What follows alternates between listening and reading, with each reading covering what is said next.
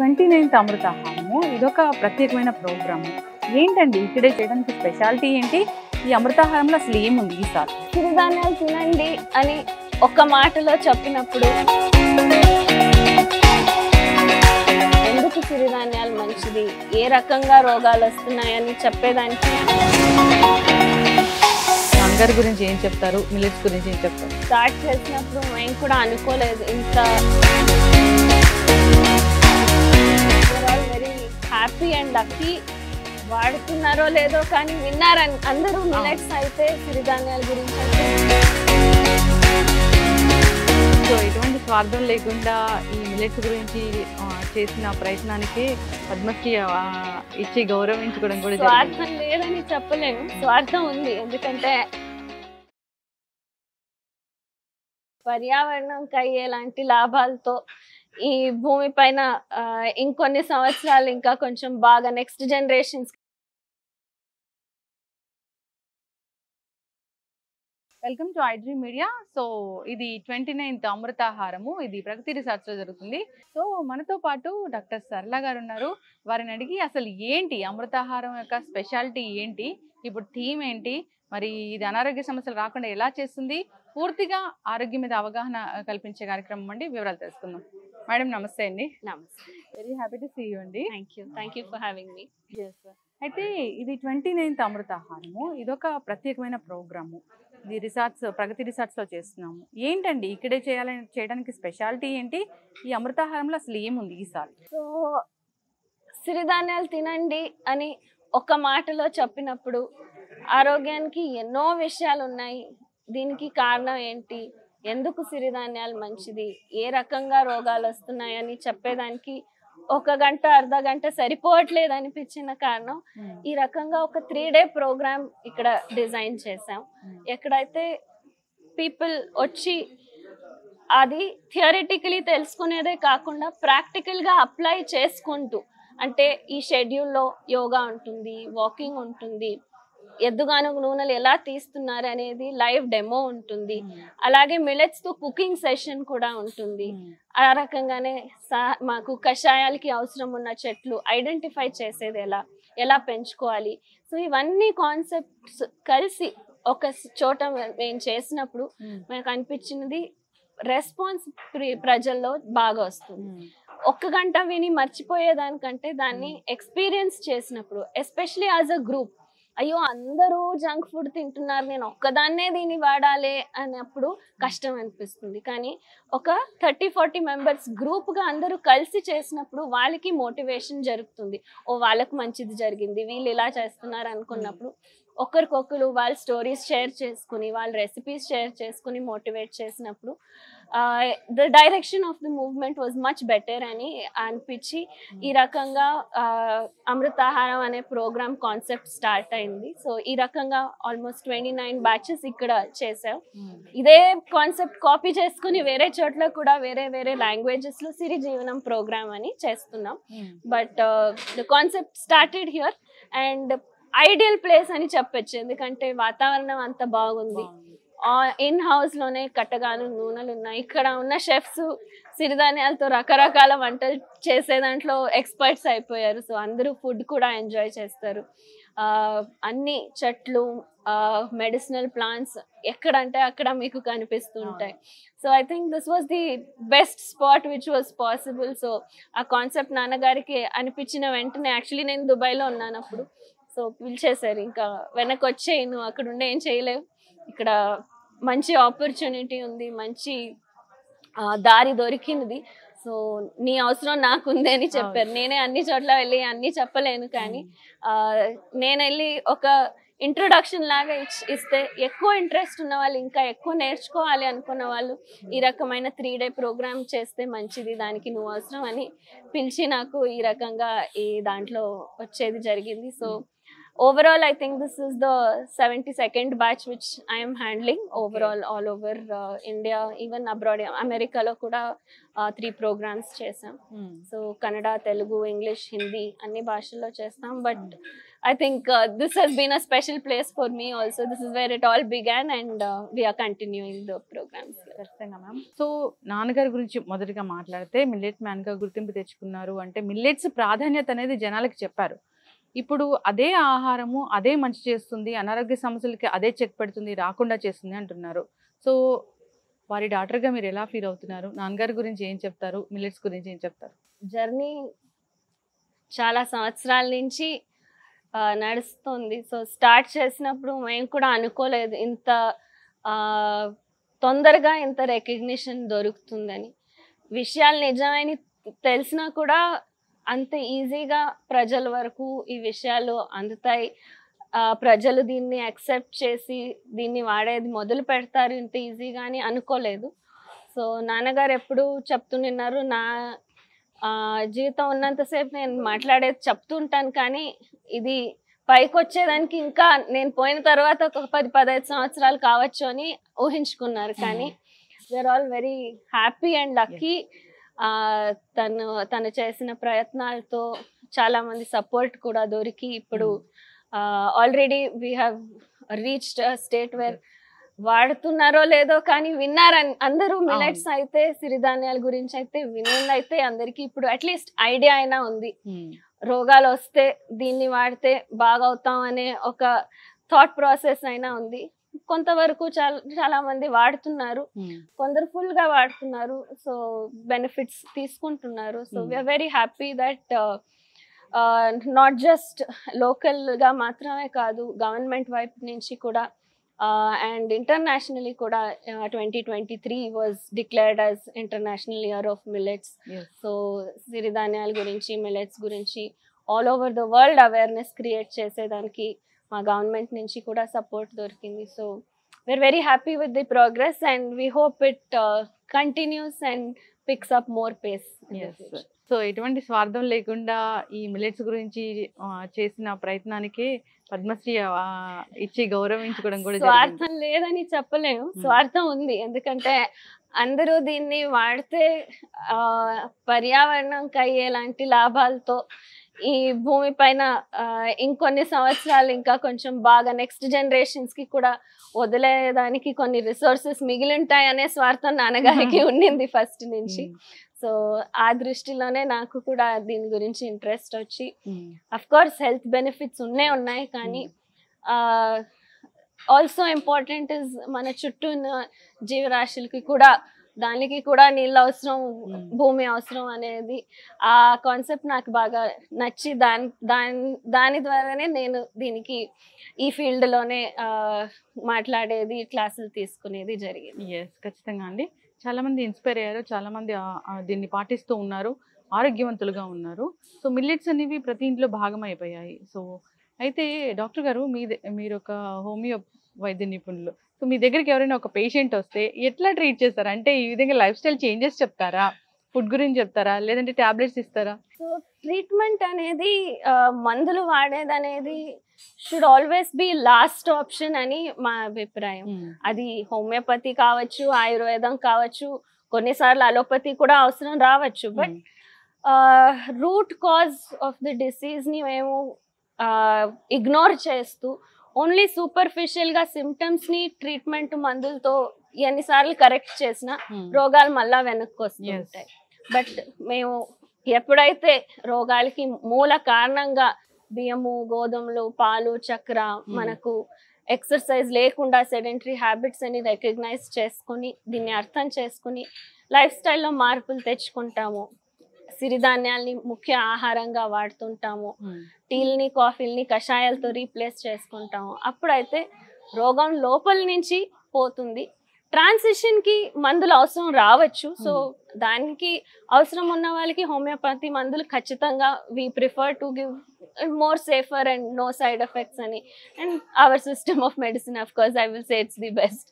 So అవసరం ఉన్నప్పుడు మందులు వాడాలే, కానీ బ్యాక్గ్రౌండ్ లో ఈ కరెక్షన్ జరుగుతుంటే మందుల పైన డిపెండెన్సీ తగ్గుతూ వస్తుంది. సంవత్సరంలో 10 సార్లు జలుబు జ్వరాలు వచ్చి డాక్టర్ దగ్గరికి వెళ్ళేది కాకుండా ఎప్పుడో సంవత్సరానికి ఒకసారి వాడాల్సి వస్తుంది మీరు కరెక్ట్ లైఫ్ స్టైల్ ఫాలో చేస్తుంటే. జస్ట్ అన్ ఎగ్జాంపుల్ ఏ రకంగా our life style can reduce our dependency on medicines. అయితే పేషెంట్స్ ఏ ఏజ్ పేషెంట్స్ ఏ ప్రాబ్లంతో ఎక్కువగా వస్తూ ఉన్నారు?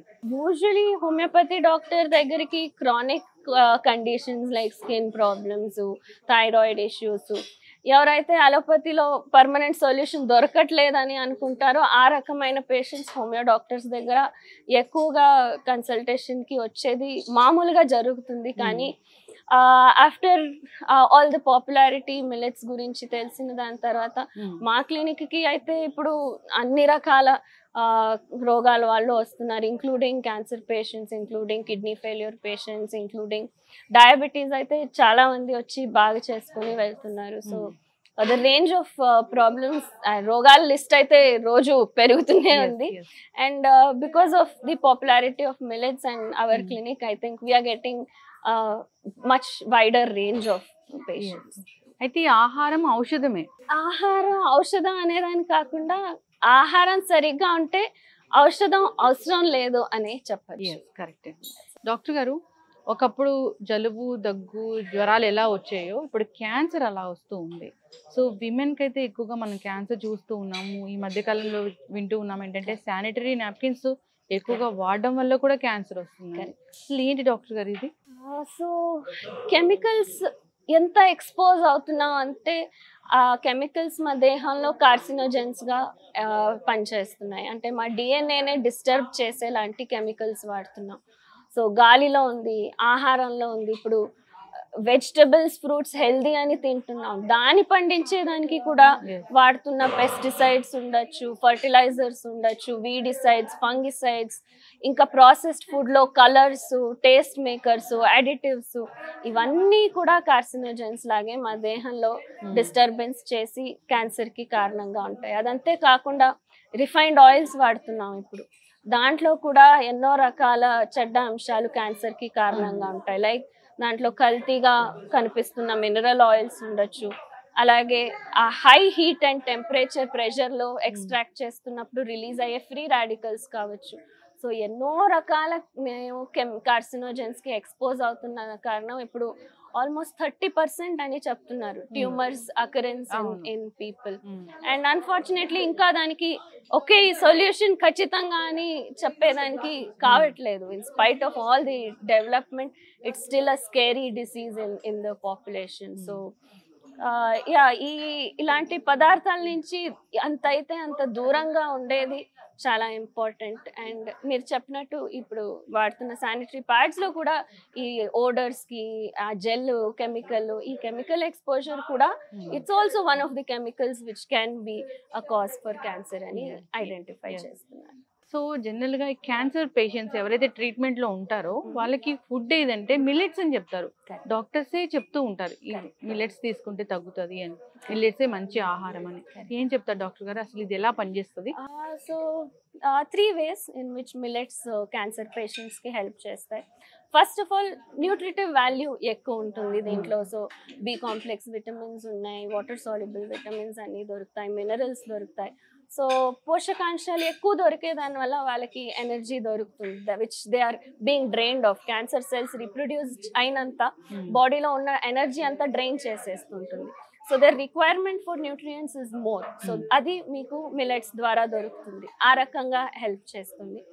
రెండోది, మిల్లెట్స్ తిన్నప్పుడు సిరిధాన్యాల్లో ఫైబర్ ఉన్న కారణం గ్లూకోజ్ రిలీజ్ దేహంలోకి, రక్తంలోకి స్లోగా జరుగుతుంది.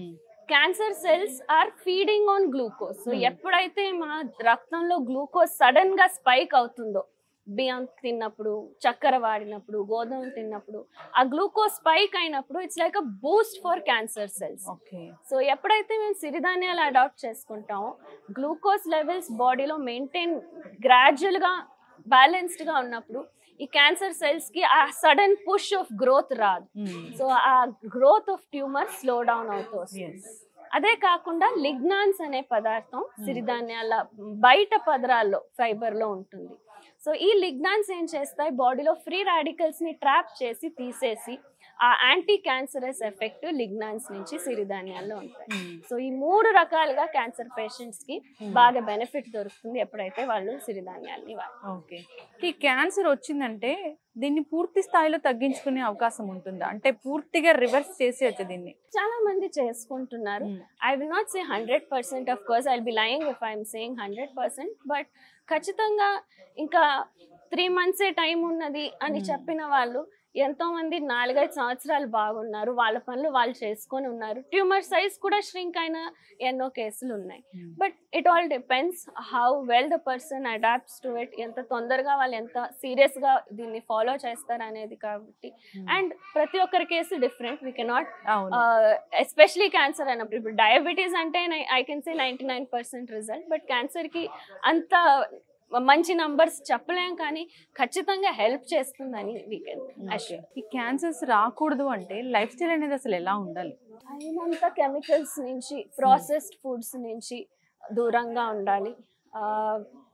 వాడే వంట పదార్థాలు ఆర్గానిక్గా ఉంటే ఇంకా మంచిది.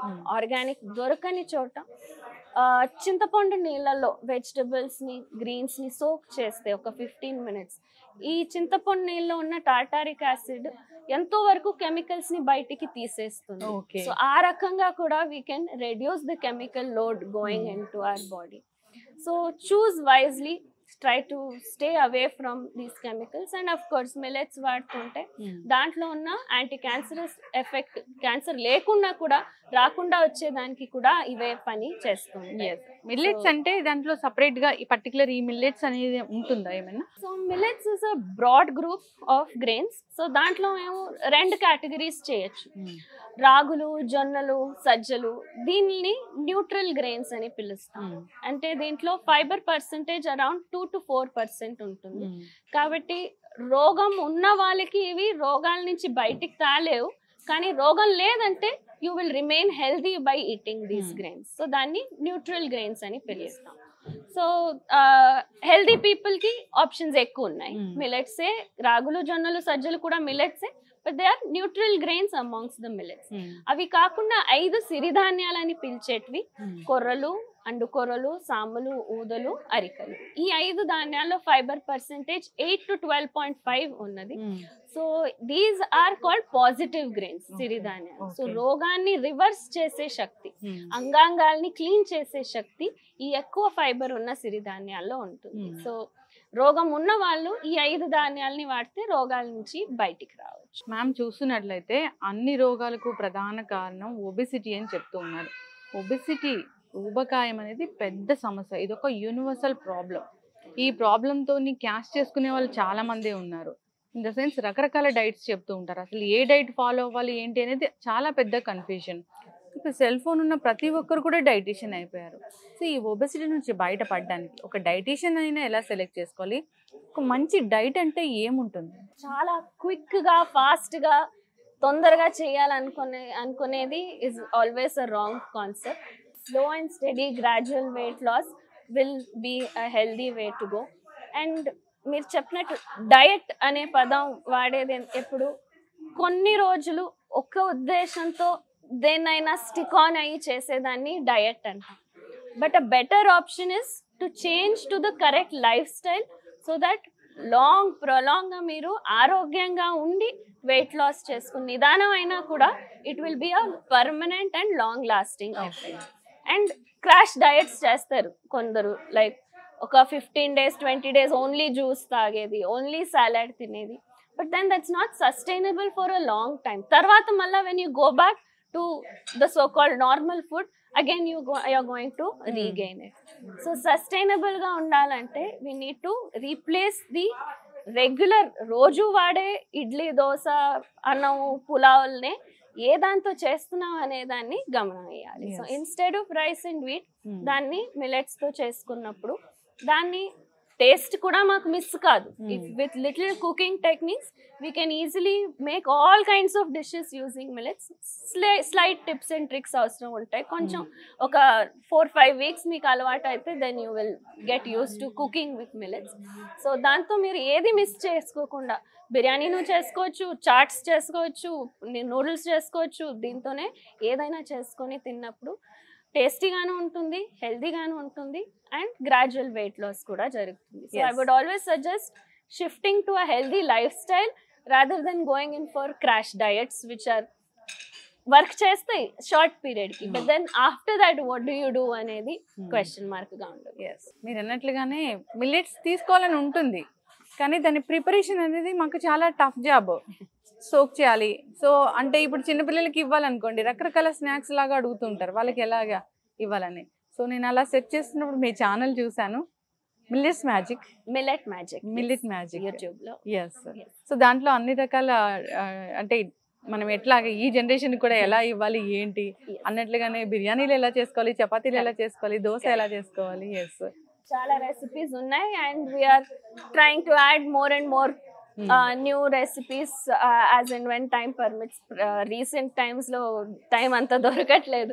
లాక్డౌన్ లో చాలా రెసిపీస్ వేసాము, almost 50-60 common day to day recipes ఉన్నాయి, and we're adding on as and when we get time. So నా కాన్సెప్ట్ అదే, హెల్తీ ఫుడ్ ఇస్ బోరింగ్ అనే ఒక మైండ్ సెట్ ని చేంజ్ చేయాలనేది నా ఉద్దేశం. సో మిల్లెట్స్ తోనే ఈజీగా healthy food which kids will also enjoy, everyone at home should enjoy. At the end of the day boring గా ఉంటే ఒక 10 రోజులు తిని వదిలేస్తారు, కానీ దాంతోనే మీరు అన్ని వెరైటీస్ చేసుకోవచ్చు అన్నప్పుడు అందరూ స్టిక్ ఆన్ అవుతారు.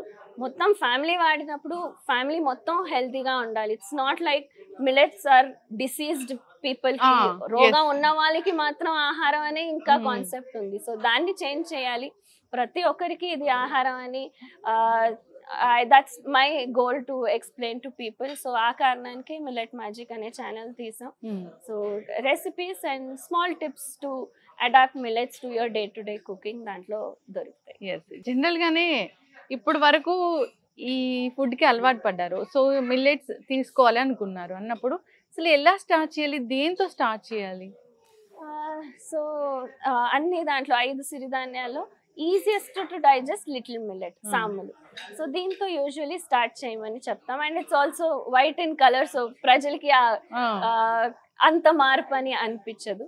So soft and easy to digest సామలతో స్టార్ట్ చేస్తే డైజెషన్ తొందరగా సెట్ అవుతుంది. Then you can start adding all the other millets. అంబలి రూపంలో తీసుకుంటే ఇంకా ఈజీగా మీ డైజెస్టివ్ సిస్టమ్ క్లీనప్ అవుతుంది, గట్ మైక్రోబ్స్ బాగా పెరుగుతాయి. So when you get good probiotics overall health starts improving well.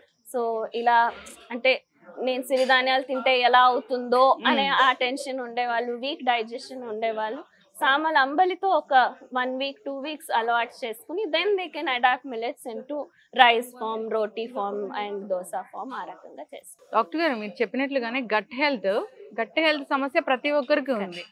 రకరకాల యాంటీబయాటిక్స్ వాడాము, రకరకాల జంక్ ఫుడ్స్ తీసుకున్నాము, గట్ హెల్త్ పాడైపోయింది. సో గట్ హెల్త్ కోసం ఏమైనా టిప్స్ ఉన్నాయా? So first thing prebiotic condition అంటారు. అంటే ఈ గట్ మైక్రోబ్స్ కి ఫేవరబుల్ కండిషన్ ఏంటంటే మీకు ఇంటెస్టైన్లో ఎప్పుడైతే బాగా ఇన్సాల్యుబుల్ ఫైబర్ ఉంటుందో they will grow easily, which of course మా మిల్లెట్స్లో ఫైబర్ బాగా ఉన్నదానికన్నా ఎప్పుడైతే మీరు మిల్లెట్స్ వాడతారో ప్రీబయోటిక్ కండిషన్ సెట్ అయిపోయింది. సో సిరిధాన్యాలతో అంబలి చేసుకున్నప్పుడు రెగ్యులర్గా you are giving your body a dose of the good bacteria, so that అక్కడ బాగా పెరిగి మీకు గట్ హెల్త్ ఇంప్రూవ్ అవుతూ వస్తుంది. సో ఖచ్చితంగా అందరికీ వి సజెస్ట్ డైలీ 1 glass అంబలి తాగితే బాగా తొందరగా మీరు రికవర్ అయ్యేదానికి హెల్ప్ అవుతుంది. ఇట్స్ లైక్ దేహం లోపలికే డాక్టర్ని మీరు తీసుకెళ్ళిపోయినట్టు ఉంటుంది. So they are alive bacteria, and మీ బాడీలో ఎప్పుడు they are 24/7 collecting signals from every part of your body. ఎక్కడ ఏం ప్రాబ్లం ఉంది అనేది అవి డయాగ్నోస్ చేసి ఏదో ఇక్కడ తక్కువ ఉందంటే ఇమ్మీడియట్ గా ఆ న్యూట్రియంట్ అబ్జార్ప్షన్ ని పెంచి అక్కడికి సప్లై చేసేలాగా that is how complex they work the gut bacteria. So even మన థింకింగ్ కూడా గట్ బ్యాక్టీరియా పైన ఇన్ఫ్లుయెన్స్డ్ గా ఉంటుంది. So we say no we have a gut feeling it will rain or gut feeling that this person is going to win అలా. So ఆ gut feeling అంటే ఏంటి? It is our bacteria sending signals to the brain influencing our thoughts and the way we think. So మంచి gut bacteria ఉంటే మనసు కూడా చల్లగా ఉంటుంది, స్ట్రెస్ తగ్గుతుంది, we will have calm and peaceful state of mind if we have a good gut bacterial biome. Ma'am general గా stress లేనిది ఎక్కడ చెప్పండి? సో జనరల్ గా ఐటీ పీపుల్ కావచ్చు, నార్మల్ వర్క్ చేసే వాళ్ళు కావచ్చు, హౌస్ వైఫ్ కి కూడా ఇప్పుడు స్ట్రెస్, పిల్లలు చదువుకోవాలా, వాళ్ళ పెద్దోళ్ళ వాళ్ళు, ఇవంతా స్ట్రెస్. అసలు స్ట్రెస్ లేని లైఫే లేదు. సో నార్మల్ గా ఈ స్ట్రెస్ తగ్గించుకుని హ్యాపీగా ఉండాలంటే ఒక 2-3 సూత్రాలు అంటే ఏం చెప్తారు? First thing I would suggest, try to catch the sunrise. Sunrise టైంలో ఎప్పుడైతే మేము ఆ rising sun the colours change అయ్యేదాన్ని చూస్తామో మైండ్ లో బ్రెయిన్ లో హ్యాపీ హార్మోన్స్ సెక్రీట్ అవుతాయి. So sunrise and sunset direct గా వ్యూ చేసేదానికి if you take out 5-10 minutes in your routine, that will go a long way to make us feel calm and peaceful. Rendodi, regular exercise. Exercise is also essential for mental health. We think physical health matram ade avasaram anedi. Long walks, yoga, pranayama have a very important role even in our mental health. Stress తగ్గించేదానికి pranayama especially బాగా stress తగ్గించేదానికి సహాయం చేస్తుంది. And of course gut bacteria పెంచుకుంటే you have a good gut biome, automatically stress levels తగ్గుతాయి. So ఈజీగా we cannot handle everything, like situations వస్తుంటాయి stress వచ్చేలాంటివి, బట్ దాన్ని ఎలా హ్యాండిల్ చేస్తాం అనేది based on our state of health ఉంటుంది. సో బై డూయింగ్ దిస్ ఖచ్చితంగా తగ్గించుకోవచ్చు. ఎస్, ఖచ్చితంగా డాక్టర్ గారు చాలా చక్కగా చెప్పారండి. సో అడగాలి అంటే ఒక 29th రేపే, సో రేపు వరల్డ్ హార్ట్ డే ఉంది. హార్ట్ అటాక్స్ అనేవి చిన్న వయసులోనే వస్తూ ఉన్నాయి. చిన్న వయసులో హార్ట్ అటాక్స్ రావడానికి ప్రధాన కారణాలు ఏం చూస్తున్నాము, రాకుండా జాగ్రత్తలు అంటే ఏంటి, ఎటువంటి ఆహార నియమాలు పాటించాలి? ఆయిల్ అనేది ఒక పెద్ద క్వశ్చన్ మార్క్, ఒక పెద్ద టాపిక్. అసలు ఏ ఆయిల్ వాడాలి హార్ట్ హెల్త్ కోసం? సో బేసికలీ రక్తం మందం అయినప్పుడు, which happens because of glucose imbalance, high processed foods తినేదాని వల్ల, ఎక్కువ చక్కెర వాడేదాని వల్ల, రైస్ అండ్ వీట్లో హై కార్బ్స్ ఉన్నదాని వల్ల సడన్ రిలీజ్ ఆఫ్ గ్లూకోజ్ వల్ల రక్తం మందంగా ఉంటుంది. ఆ రక్తం మందం అయినప్పుడు బాడీ దాన్ని కొలెస్ట్రాల్ గా మారుస్తుంది. సో వి థింక్ ఫ్యాట్ వస్తున్నది మేము తింటున్న ఆయిల్ ఫ్యాట్ నుంచి అని, కానీ that is only 30%, which is also important, will speak about that. But 70% cholesterol బాడీలో వస్తున్నది మీ లివర్ గ్లూకోజ్ ఎక్కువ అయిన దాన్ని కొలెస్ట్రాల్ గా మారుస్తుంది. So unless we correct the glucose imbalance by avoiding highly processed and sugar ఉన్న ఫుడ్స్ని అవాయిడ్ చేయకుండా ఉంటే, మీరు బెస్ట్ ఆయిల్ వాడినా కూడా బాడీలో కొలెస్ట్రాల్ వస్తుంది. సో ఆ 70%ని first we have to take care by eating millets, not eating rice, wheat, sugar and maintaining good glucose levels in the body. So అది ఫస్ట్ స్టెప్ ఉంటుంది. రెండోది of course our cooking oils, refined ఆయిల్స్లో we're not having pure oils into our body. So that is also huge contribution.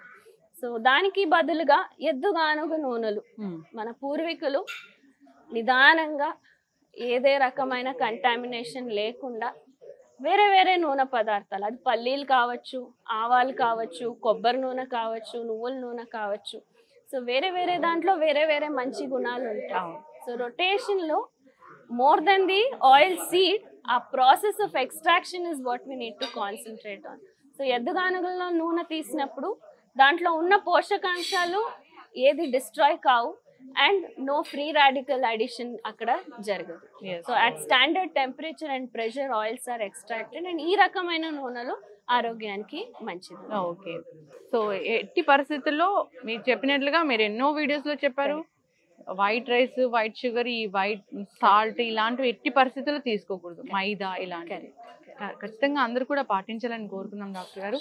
So చాలా మంది కూడా చెప్పిన videos వల్ల కావచ్చు, సో కోవిడ్ తర్వాత అది నేర్పిన పాఠాలు కావచ్చు, సో లైఫ్ స్టైల్ అనేది చేంజ్ అయిపోయింది, నేచర్తో కలిసి జీవించడం అనేది అలవాటు చేసుకున్నారు. సో ఫైనల్గా శారీరక శ్రమ అంటే ఫిజికల్ యాక్టివిటీ అనేది ఎలా ఉండాలి? ఎలా ఉంటే మనం ఆరోగ్యంగా ఉంటాం? వాకింగ్ కావచ్చు, జిమ్‌కి వెళ్ళడం కావచ్చు, యోగా కావచ్చు, ఓవరాల్‌గా.